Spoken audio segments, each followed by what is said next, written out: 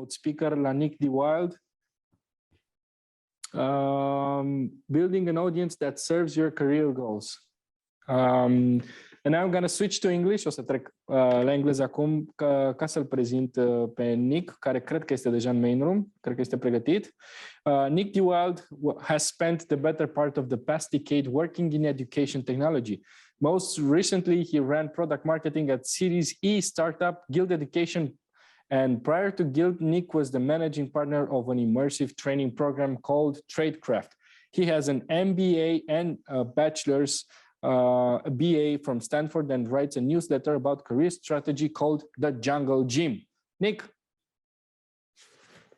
you'll have to unmute yourself.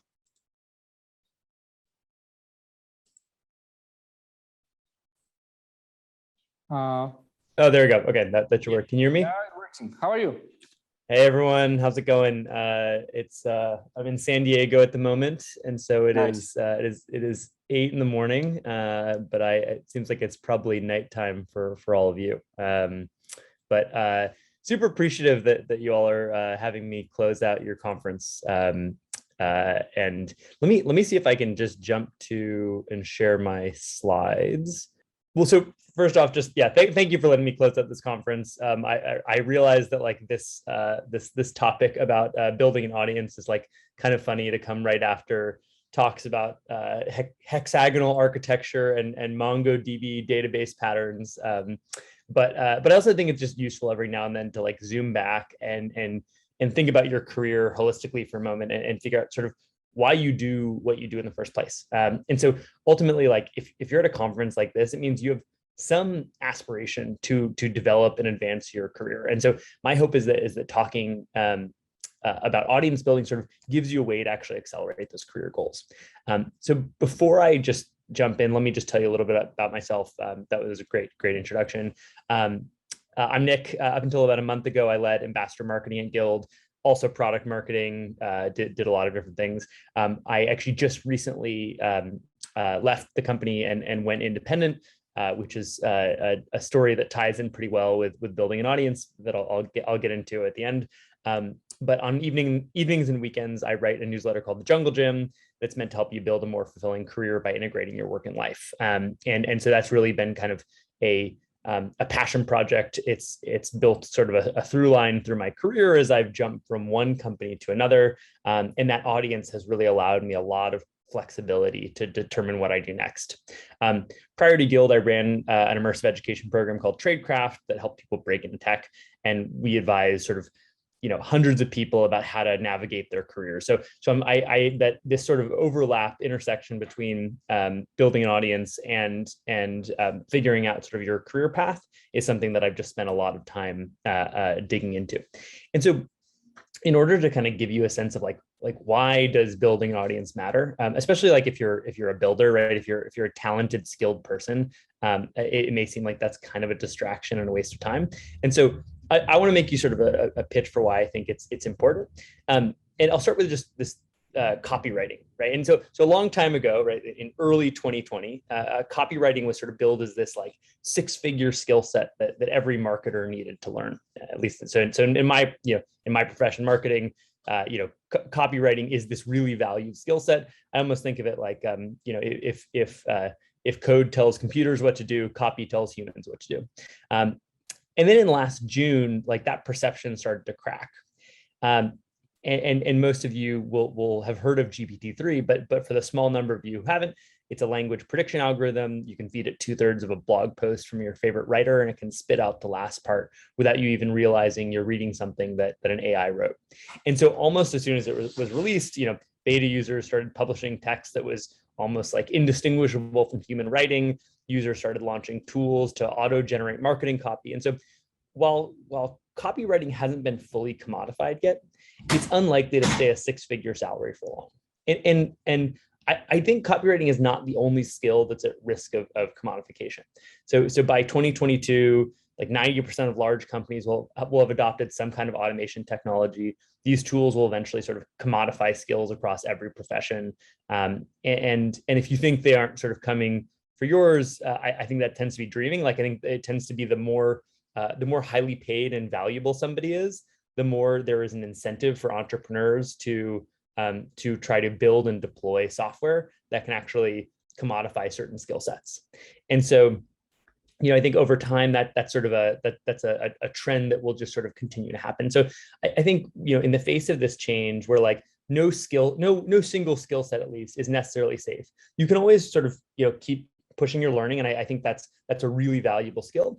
But I think there's other ways that you can kind of fortify your career for the long term without sort of feeling like you're on this skill treadmill. And so what you're really looking for is some sort of career moat, right? And you can kind of think of a career moat as like a professional advantage that protects your long-term employment prospects. This term comes from a writer I really like named Cedric Chin. And so he viewed career moats as what gives you job security, not for your current job, but for your ability to get one in the future. But the thing is, career moats really aren't what they used to be, right? In this, there's a book that I really like called So Good They Can't Ignore You. And the author Cal Newport suggests the best way to build a career moat is to build this portfolio of rare and valuable skills, right? And that was really good advice in the pre-automation era, right? But it begs the question, just like we discussed before, which skills are actually resilient to commodification? If a skill is both rare and valuable, it should follow there's like a really strong incentive for entrepreneurs to try to automate it with software. And accordingly, like a strong incentive for companies to actually adopt that software. So look, I've spent my career in talent development. I think there's an extraordinary amount of value in building new skills, but I think it's much harder to find skills that offer long-term career security. So to protect your career prospects in the decades ahead, you need something that's hard for machines to replicate. So an area where I believe humans will retain our edge for a long time is our ability to influence one another. While machines can find ways to entertain, to inform us, humans are sort of just evolutionarily predisposed to take cues about what products to buy, what politicians to vote for, what companies to work for from other members of our species.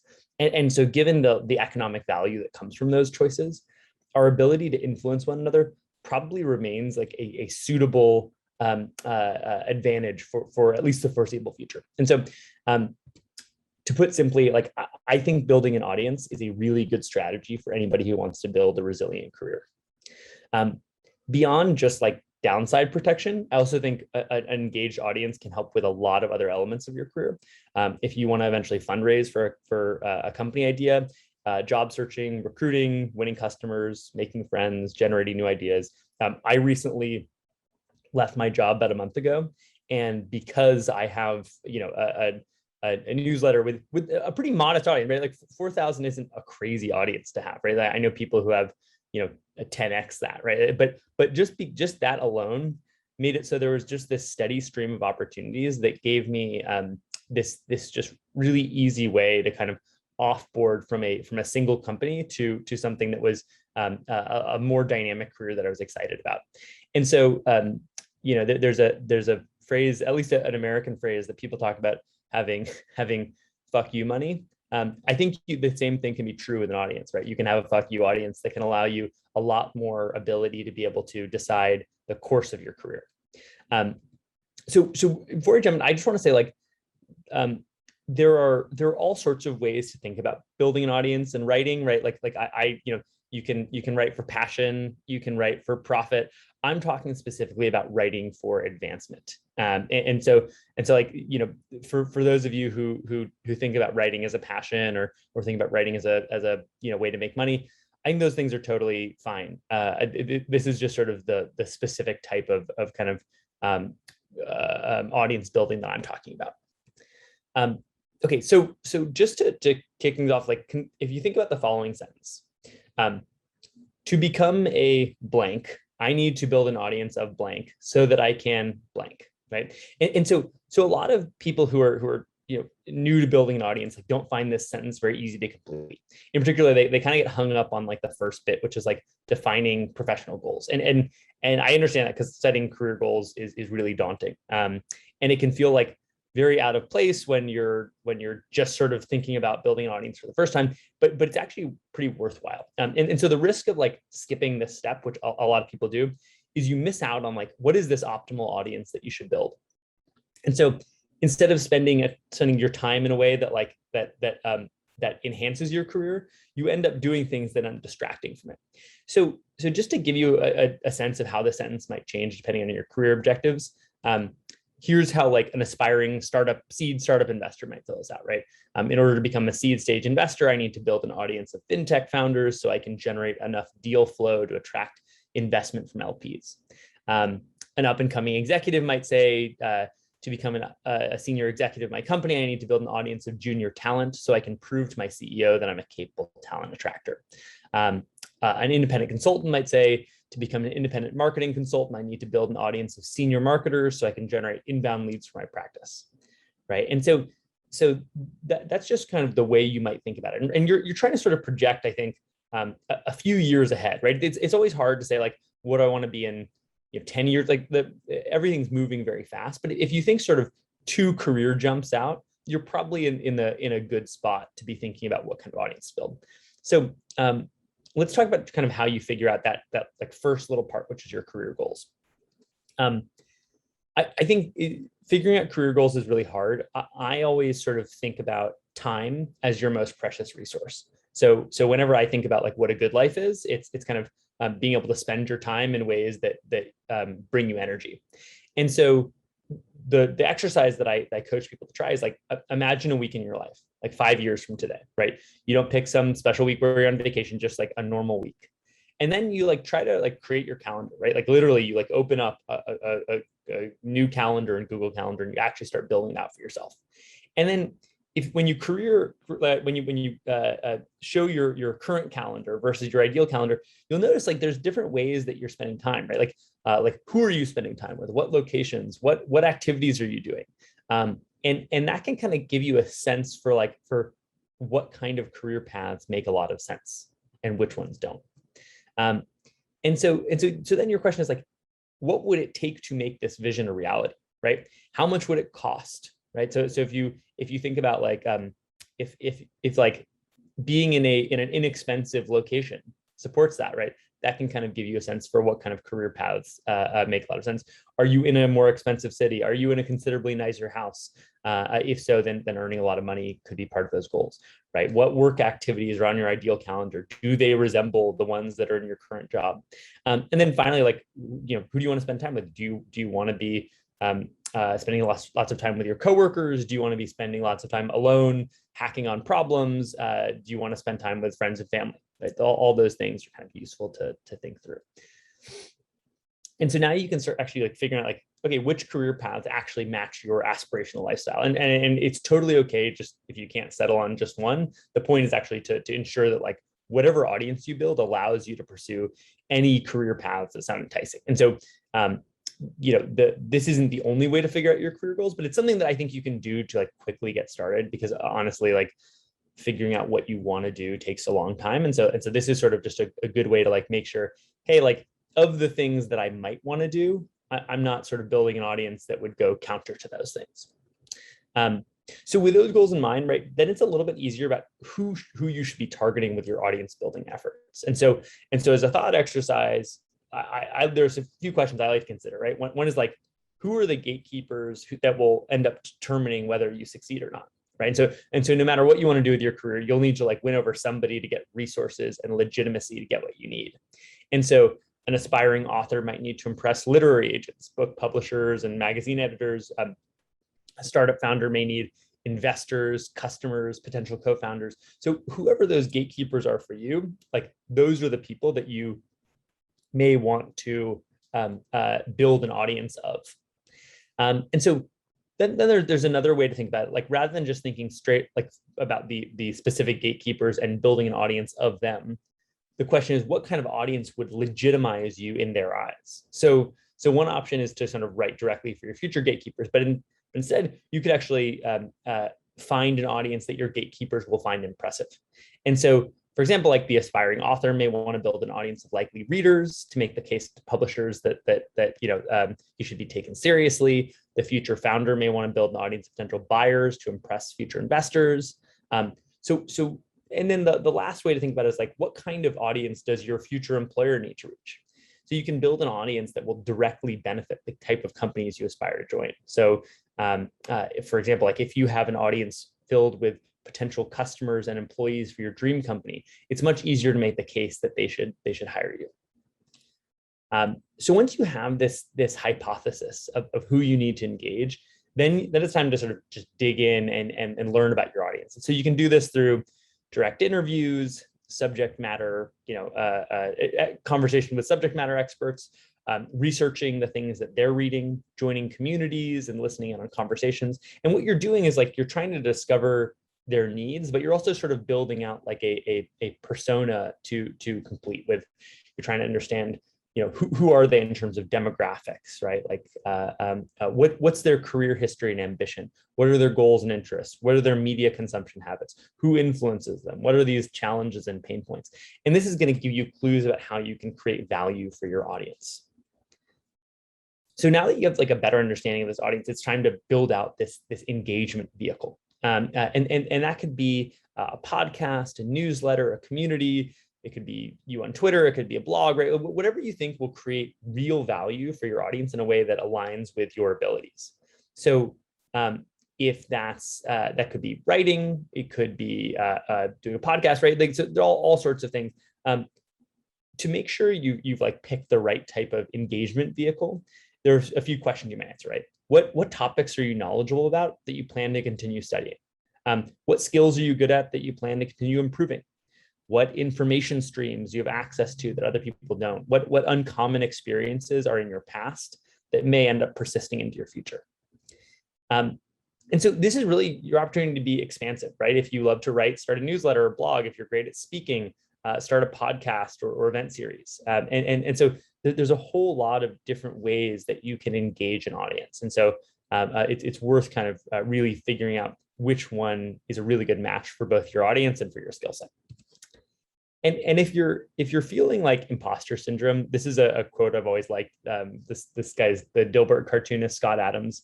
And he suggests that like, you don't actually need to be a world leading expert on a topic or to master a certain skill in order to leverage it. Instead, you just pick two things that you're top 25% at and find the intersection. So I'll read the quote really quick, which I think is a good one. Everyone has at least a few areas in which they could be top 25% with some effort. In my case, I can draw better than most people, but I'm hardly an artist. And I'm not any funnier than your average stand-up comedian who makes it big, but I'm funnier than most people. The magic is that few people can draw well and write jokes. It's the combination of the two that makes what I do so rare. So I think finding those combinations, it can be really special.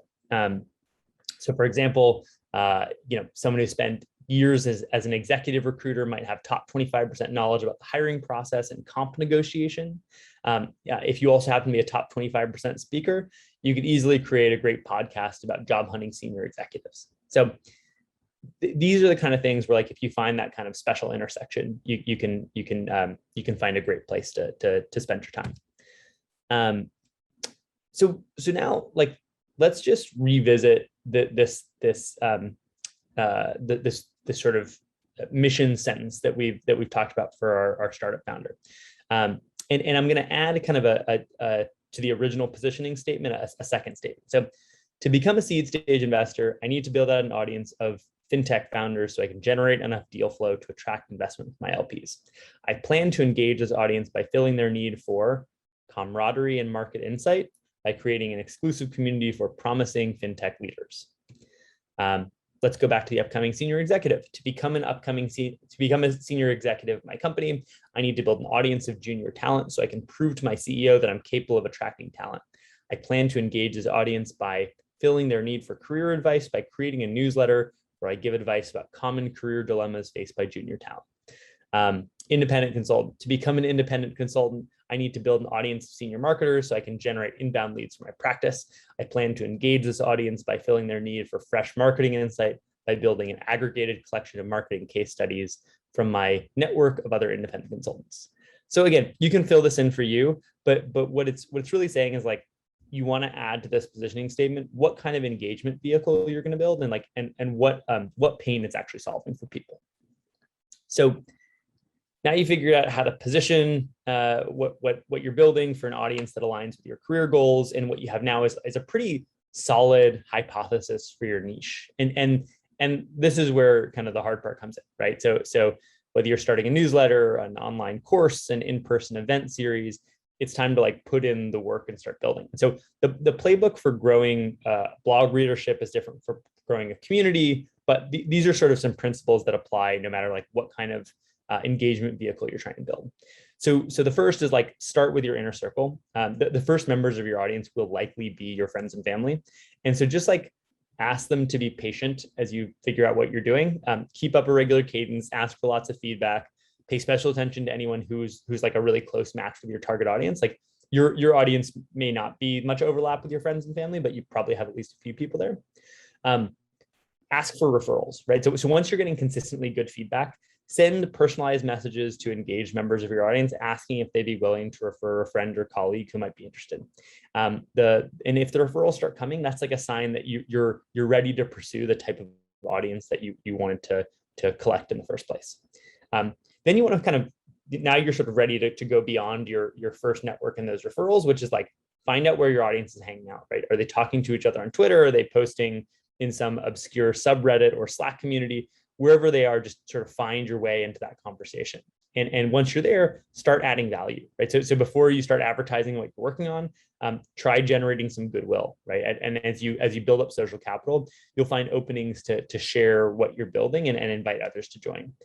And then you really want to retain them, right? So give them some taste of value, and in exchange, ask for some sort of personal information that will give you a direct way to communicate with them. So that could be an email, that could be a phone number. You just want some way to communicate with them outside of the platform where you originally found them. And then when you release a new blog post or podcast episode or video, get comfortable like sharing it widely. And you'll also have a lot more success if you share it in ways that feel native to each channel. So for example, right, writing a blog post, like if you're sharing that on Twitter, sharing that through a tweet thread or something like that can be a really good way to like make it feel native to the platform. And then if you deliver consistent value, eventually referrals will come. So ultimately, like people will end up giving you their attention and their time. And that's sort of, you know, for my newsletter, that's what happened, where like it took, you know, post after post, kind of keeping it top of mind each time that like, hey, if you're getting value out of this and you want to refer somebody, that would be great. And that's been a really powerful growth engine for me, at least. So anyway, like I think you can really do all of the, you can write for passion, you can write for profit, you can write for advancement. Any way that you really want to do this, that's totally fine. You know, I did it in my own way, and I think you know you can find yours as well. But in general, I would just advise, you know, anyone who's kind of curious about building an audience, it is really empowering to be able to have kind of direct communication with a group of people who want to hear from you. And I think it can be a really big, powerful accelerant to your career. So, all right, that's my talk. And I'm happy to answer questions that pop up. Unfortunately, I speak very poor Romanian, but I feel like all of you speak, fortunately, much better English. So, and if you want to, you know, there's more kind of career advice, audience building stuff on the Jungle Gyms. That's just junglegym.substack.com. And then if you want to ask me any questions that you don't want to ask in public, you can just find me on Twitter at Nick deWilde, and my DMs are open. All right, cool. So I have a question for you. Please.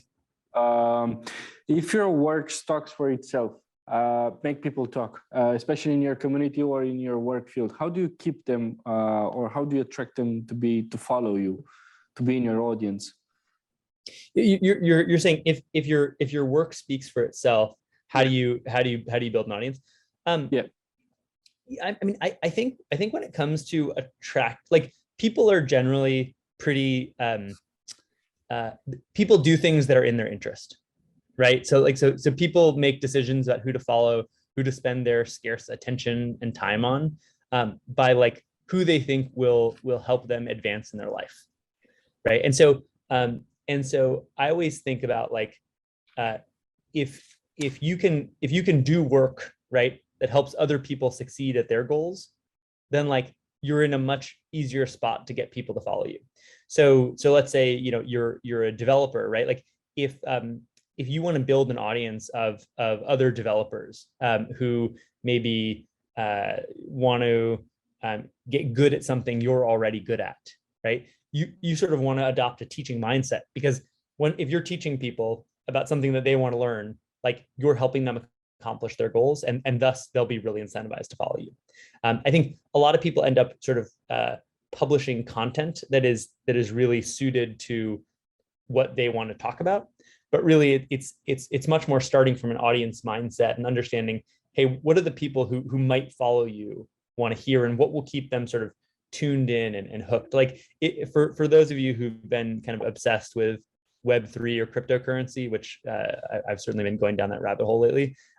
What you'll notice is like the people that you can follow, right? Like they're sort of they're essentially dropping financial advice, right? And so you almost have to follow them in order to make good decisions. And so that's a really powerful carrot to get someone to follow you. But you can do that in lots of different domains. A good question from Andrea Peter. How can you go global if you already conquered the local audience? Yeah, I think going global, I mean, to some degree, it's I wouldn't necessarily assume that that the global audience needs the same thing as the local audience. I would probably sort of figure out, I kind of look at my audience and say, hey, it's probably not totally local. There's probably some people kind of trickling in from like a next circle out. And I would find those people, kind of find what they're engaging with. And that's kind of the thing that you want to dig into next. So like, I have a fair number of readers from India. And so those folks, they tend to like, whereas my US audience kind of likes content about sort of balancing work and life, I think my Indian audience tends to like content about like really practical skill sets that sort of get you ahead and advancing in your career. And so if I was trying to sort of grow in that next market, I would focus on that. And I'd also see like, hey, like, that probably also ends up attracting people from a few other countries as well, right? And so I think it's you want to do something ideal for a single person versus trying to do something that's sort of like general catch-all for everybody. So I think kind of pinpointing a next audience that feels likely to kind of grow in and get referrals in is a good way to go. A good question from Camelia, and I'm a little bit biased. There is a saying that nobody is preacher at home. Is it wise to start with outer audience before starting with the inner circle? I think it's good to start with your inner circle, mostly because like they'll be supportive of you, right? And I think what you ultimately want is like when you start out, you want people who are supportive, but also like, again, if you're intentionally making sure that you're giving them tons of value, then like you should feel good about building that audience, and you should feel good about building those relationships with them. And so I think it's a great place to start focusing on folks at home. And also test your content. What tips do you have for finding your unique value proposition to stand out in a crowd of similar products? From Paul. Yeah, I go back to that quote by, I'll actually stop sharing. I'd go back to that Scott Adams quote, which I think is a really good one, which is all about finding this sort of like overlap, like, right, your Venn diagram between the thing that you're top 25% at and the other thing you're top 25% at. Yes. And so I think like finding this thing, right, that we're like, if you are spending a ton of time learning something, it probably means that like you're in the top 25% of the cutting edge. And if there's like a skill set that you're good at, right, that's the same thing. I don't think you have to wait till you're an expert to create content. I think this kind of creating content as you learn is a really good way to learn, and it's also a good way to sort of there's a idea of building in public, right, where you're sort of building whatever product that you're building as you go, and you're talking about it publicly. I think the same thing is true when you're learning something. I think that's it. I think that was the last. I think that was the last one. You said that your audience is divided, USA and India. Do you write two types of articles, or do you try to find content for each specific one? So I would say my audience actually has gotten pretty global at this point, but India definitely has a concentration, just because there's a lot of people in India, and who I think tend to like career advice. I tend to, I think over time, I've been doing this, I've been writing since 2013. I sort of had the newsletter since 2019. And I think I found the kind of things that, like at this point, right, there tends to be a crossover, right? At the beginning, you start by writing things that you think are going to be really valuable for your audience. Mm-hmm. And while you're doing that, you kind of find your voice in the things that you like to talk about, and they start to subscribe to you and your perspective and viewpoint. I think I now have like a relatively good sense of like, I'm kind of in tune with what the general whole audience finds valuable. And so I tend to do stuff that I think will kind of hit the full group, but that took time. And so I think in the beginning, you're really focused on, hey, let me find, a couple personas that are my ideal audience member to connect with and write things for them. But I think over time, you'll sort of figure out like, hey, what's an article that feels sort of native to you?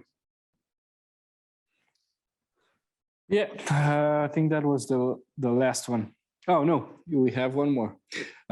You've recently decided to quit your job and start independently. When it is a good time to start, or to think about that? It's a great question. So about a month ago, I decided to quote unquote go independent. And ultimately, like it was something I've been thinking about for a while. I think I have a 4-month-old baby, so it was definitely like not an easy decision. I think it would have been certainly easier before we had a kid. I got lucky where a few sort of financial things kind of broke my way, but there was something about having an audience. What it does is it's sort of this like vehicle for good things to come into your life. If you're writing and you're sharing your work publicly, it tends to be that just like good opportunities kind of come into your inbox or into your Twitter DMs. And so I tend to like, but I started the newsletter while I still had a full-time job.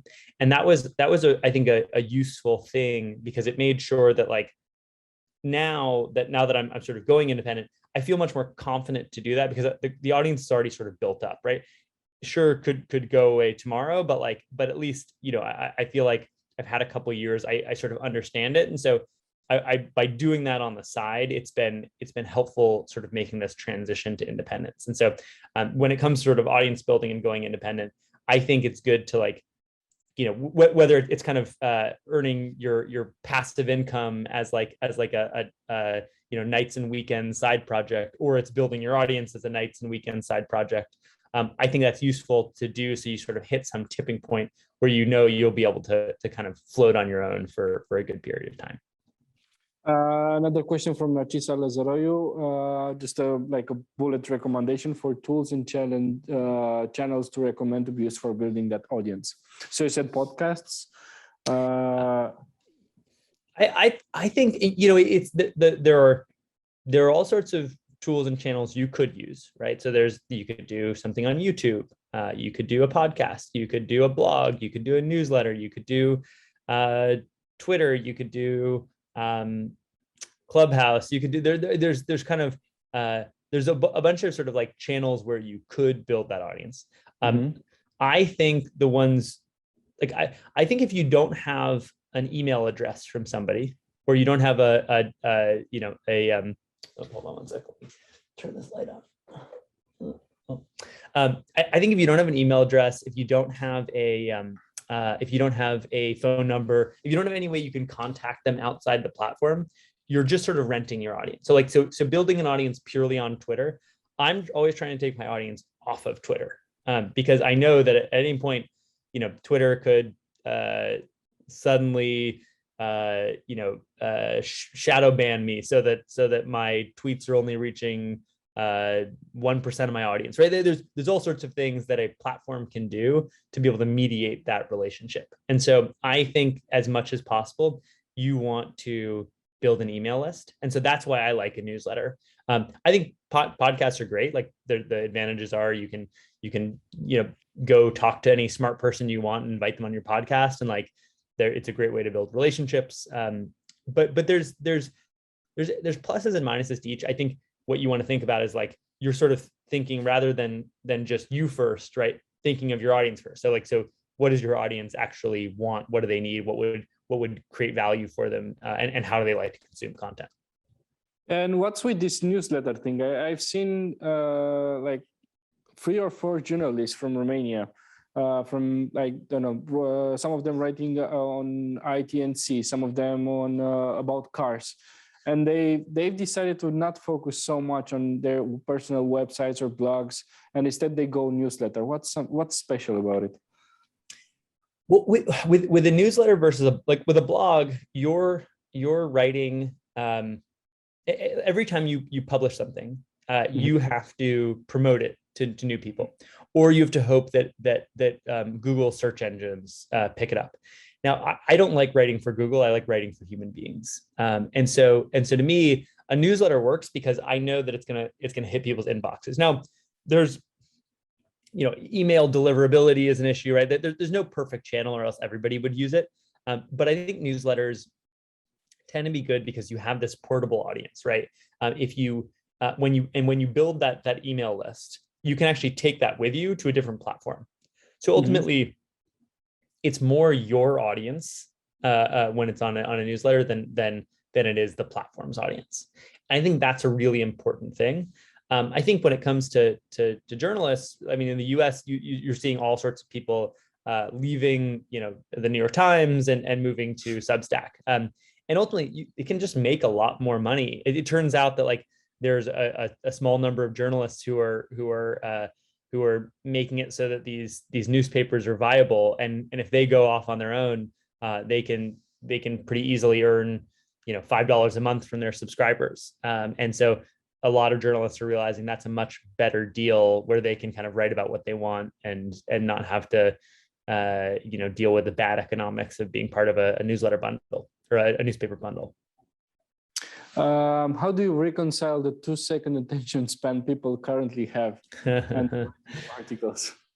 Yeah, you have to be like capturing attention is that's the name of the game, right? Attention is the scarce resource right now, and the ways to capture attention, there are tricks you can use to capture attention, right? There's you can have a hook that's provocative, right, and makes people want to keep reading, right? I lost $1 million last year. Here's what I learned, right? Yeah, you want to read that, right? But really underneath that there is some goal that your audience has in their life that they are sort of passively looking for a solution for. And when you think about your content, does it help your audience solve those goals? Does it help them kind of figure out those things? And if it does, that's kind of the way to capture attention.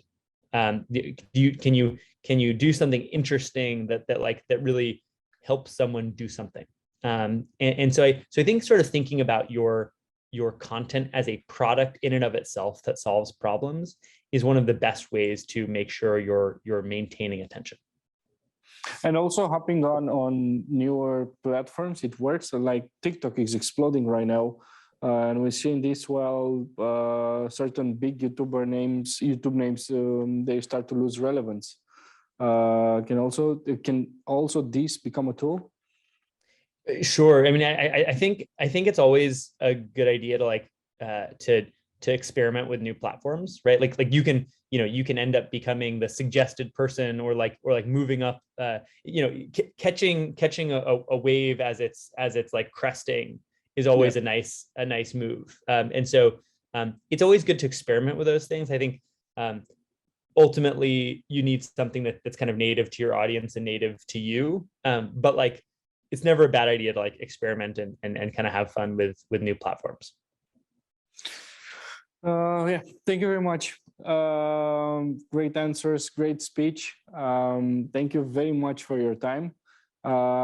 That was Nick deWilde. Acesta a fost Nick deWilde, building an audience that serves your career goals. Ponturi interesante despre cum să ai grijă de cariera ta și să devii o personalitate în domeniul în care te lucrezi. Nick, thank you again so much for your time and enjoy San Diego. I hope the weather is good there.